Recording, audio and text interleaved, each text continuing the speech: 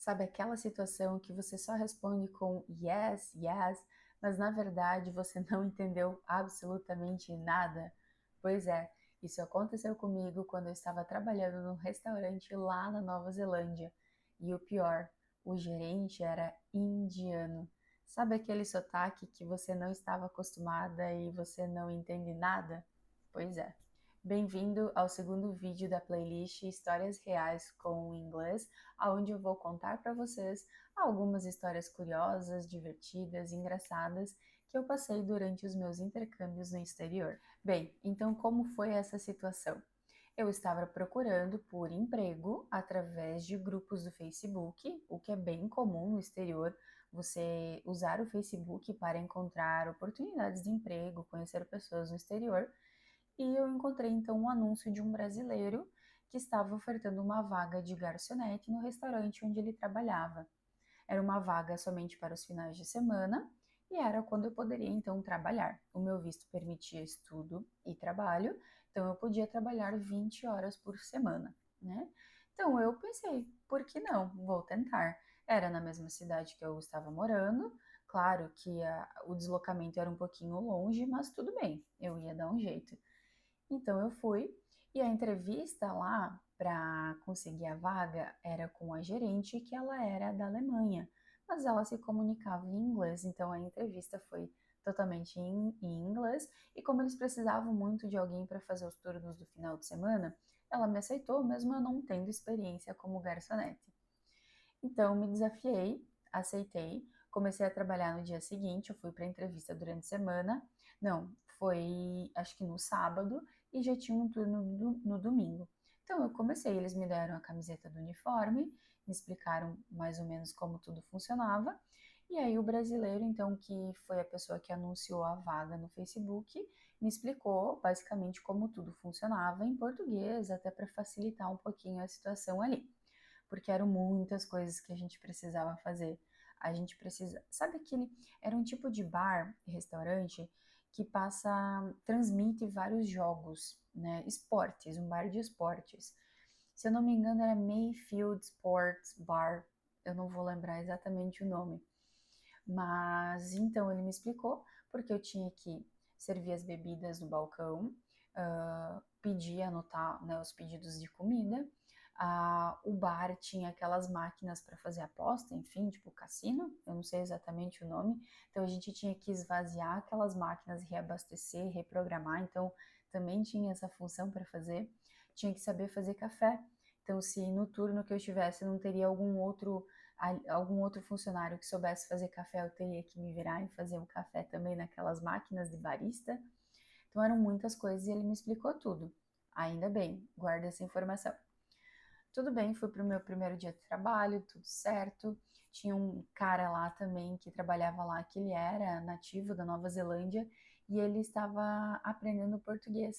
Então, quando ele soube que teria uma outra brasileira trabalhando lá, ele ficou feliz porque ele viu uma oportunidade de praticar o português dele. Mas foi muito engraçado porque parecia que eu falava português com ele, parecia que ele não ia me entender e eu automaticamente tentava falar em inglês a mesma coisa, mas ele estava me entendendo. Foi uma situação bem engraçada.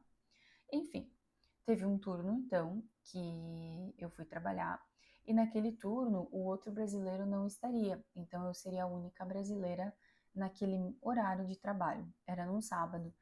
E aí o gerente, então, o responsável pelo turno naquele dia, era esse indiano que eu citei no começo.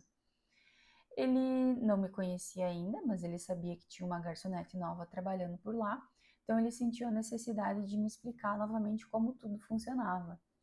E aí que começa a parte engraçada dessa história, porque ele estava me falando o passo a passo, tudo que eu precisava fazer, porém eu não estava entendendo absolutamente nada do sotaque dele. Eu nunca tinha tido contato com pessoas falando um inglês com sotaque indiano assim bem carregado.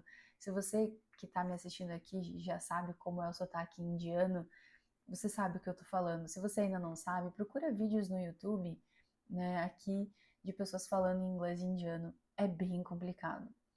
Então, ele estava me explicando tudo e eu estava só yes, yes, of course, I understand, I got it.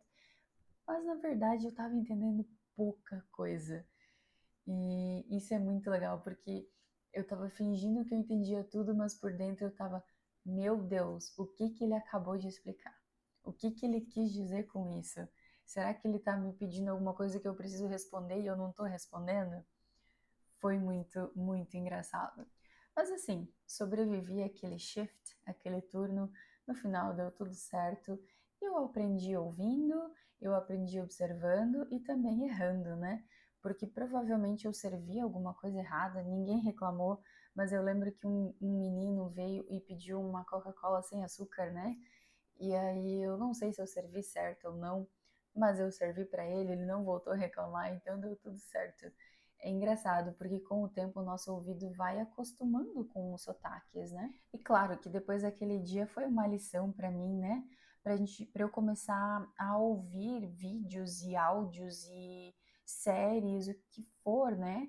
Com diferentes sotaques no inglês, seja indiano, seja americano, seja canadense, seja britânico, seja australiano, seja irlandês, mas essa necessidade de a gente expor o nosso ouvido, a nossa audição com diferentes sotaques do inglês e não focar sempre no mesmo, porque aí quando a gente viaja para o exterior, a gente tem contato com diferentes pessoas, com diferentes sotaques e a gente se assusta e acha que não sabe nada de inglês, mas na verdade a gente sabe. Só bate aquele desespero, né? Mas é porque a gente não acostumou o nosso ouvido com diferentes pessoas falando em inglês. E se o seu sonho é viajar para o exterior e conseguir se virar com confiança, pelo menos com o básico, eu preparei algo para te ajudar.